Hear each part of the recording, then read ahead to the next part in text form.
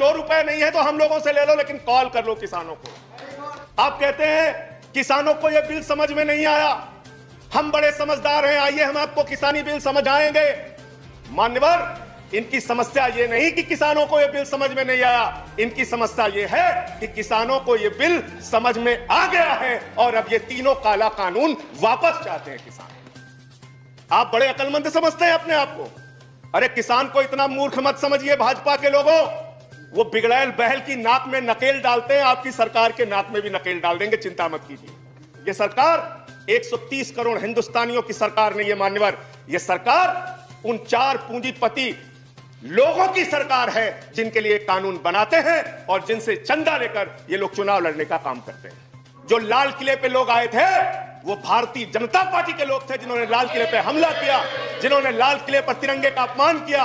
और वो दीप सिद्धू जो भाजपा का नेता है उसकी फोटो प्रधानमंत्री के साथ है, देश के गृह मंत्री के साथ है। भारतीय जनता पार्टी को इसका जवाब देना चाहिए कि भाजपा के नेताओं ने लाल किले का अपमान क्यों किया, तिरंगे का अपमान दी गई इस देश में।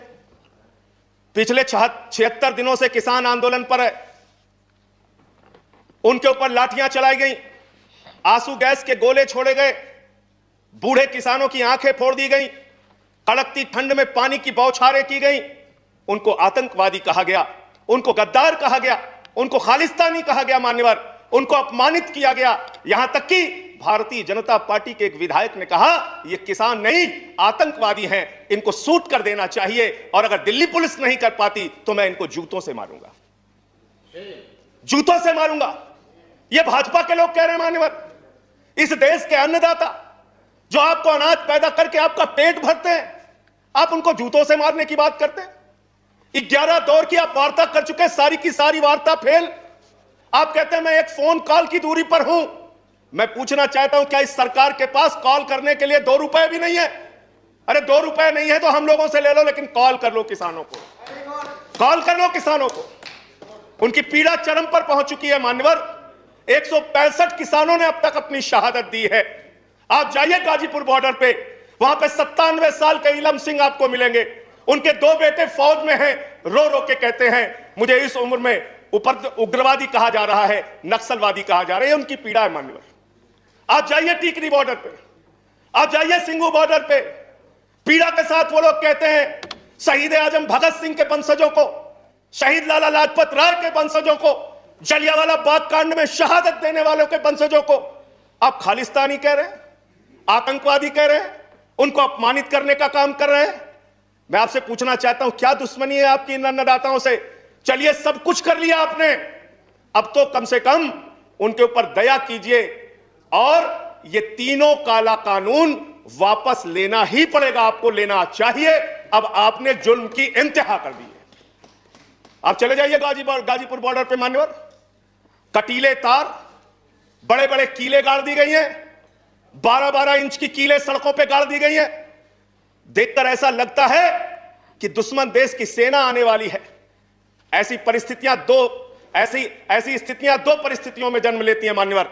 जब देश का शासक अपनी जनता से डरने लगता है तो ऐसी सीमाएं बेड़ियां बनवाता है, या देश की जनता को शत्रु समझने लगता है तब ऐसी बेड़ियां लगवाता है। यह हो रहा है मान्यवर। आज इनके जुर्म के कारण हिंदुस्तान के महान किसान नेता बाबा महेंद्र सिंह टिकैत के बेटे राकेश टिकैत को रोना पड़ा और यह कहना पड़ा कि भाजपा के लोग घेर कर हमें लाठियों से पीटना चाहते हैं। यह आप करा रहे हैं, यह आप करा रहे हैं। आप डेमोक्रेसी की बात यहां पर करते हैं, आप आजादी की बात यहां पर करते हैं। आपने इस देश की हालत यह बना रखी है कि राजदीप सरदेसाई जैसे वरिष्ठ पत्रकार के ऊपर आपने मुकदमे दर्ज करके पत्रकारिता को भी दबाने और उसको कुचलने का काम किया। हर तरफ जुल्म, हर तरफ FIR, हर तरफ मुकदमे। जो पानी पहुंचा रहा है उस पर मुकदमा, जो डीजल दे रहा है उस पर मुकदमा, जो खाने का इंतजाम कर रहा है उस पर मुकदमा। NIA लगा दो, CBI लगा दो, पुलिस लगा दो, जांच लगा दो। अरे वो आपके देश के नागरिक हैं। आप कहते हैं किसानों को यह बिल समझ में नहीं आया, हम बड़े समझदार हैं, आइए हम आपको किसानी बिल समझाएंगे। मान्यवर, इनकी समस्या यह नहीं कि किसानों को यह बिल समझ में नहीं आया, इनकी समस्या यह है कि किसानों को यह बिल समझ में आ गया है और अब ये तीनों काला कानून वापस चाहते हैं किसान। आप बड़े अक्लमंद समझते हैं अपने आप को। अरे किसान को इतना मूर्ख मत समझिए भाजपा के लोगों, वो बिगड़ैल बहल की नाक में नकेल डालते हैं, आपकी सरकार के नाक में भी नकेल डाल देंगे, चिंता मत कीजिए। मैं यहां सुन रहा था मान्यवर, मुझे बड़ा आश्चर्य हुआ, सारी की सारी भारतीय जनता पार्टी की सांसद जितने भी नेता बोल रहे थे, कह रहे हैं कांग्रेस पार्टी ने 2019 के घोषणा पत्र में इसको लिखा था, यह बिल तो कांग्रेस पास करना चाहती थी। जीएसटी की बात करो, यह बिल तो कांग्रेस करना चाहती थी, हम इसलिए इसको कर रहे हैं। लेकिन वो सांसद यह बताना भूल गए कि जब यह बिल कांग्रेस लेकर आई थी तो उस समय स्वर्गीय अरुण जेटली जी ने और स्वर्गीय सुषमा स्वराज जी ने उस समय बिल का विरोध किया था।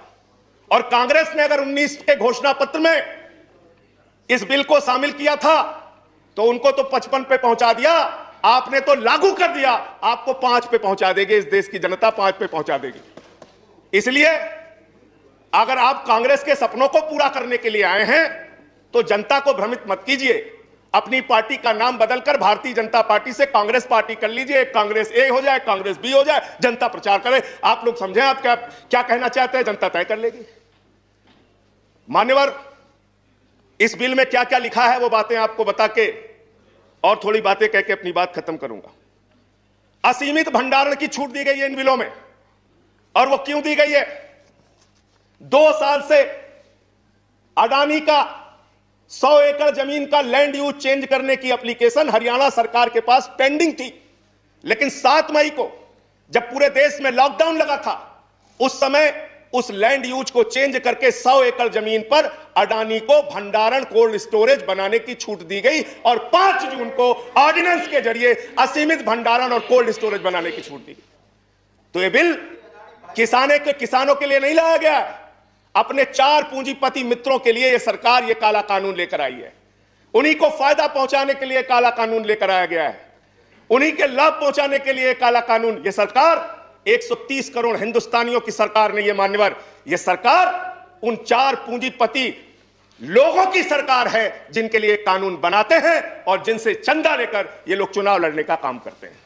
यह उनके लिए बनाई गई है मान्यवर। इस सरकार में कहा गया दिल्ली के मुख्यमंत्री के बारे में कि किसानों का साथ दे रहे हैं, किसानों का साथ दे रहे हैं।